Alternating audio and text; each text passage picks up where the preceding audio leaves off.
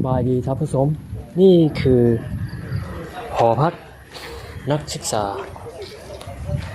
หรือว่านักสมณกรรถไฟโลกจิ๋ว大家好，我是李灿，今天我只是带大家来看一下万县南的火车站，这是货运站。我们来看一下货运的车站是怎么样的。在万县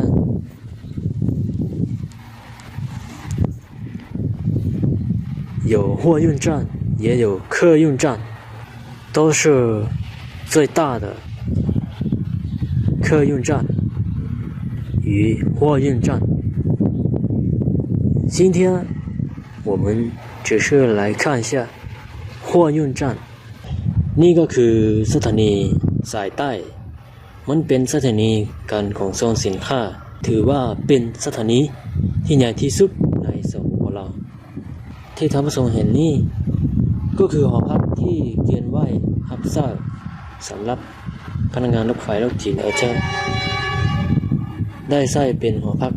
ให้พนักงานรถไฟโลกจิ๋วได้พักอาศัยอยู่นะทึบนี้ก็มี4ชั้น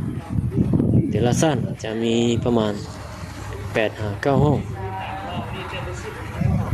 มันมีหลายตึกแต่ว่าตึกที่ว่าท่านผู้ชมเห็นนี่ก็คือตึกที่เดี๋ยวนี้เรากำลังมาพักอาศัยอยู่เพื่อนับสมณกร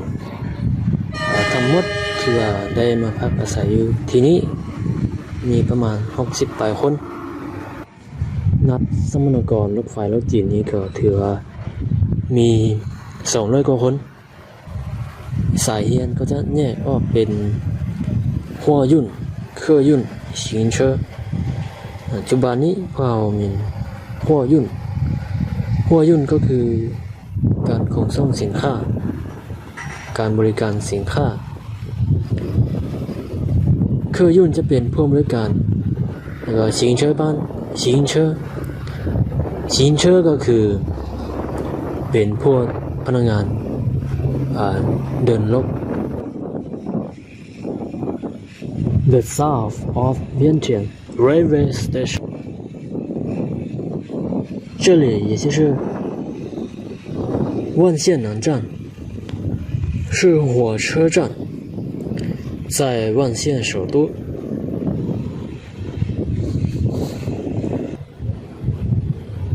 以后中罗铁路的学员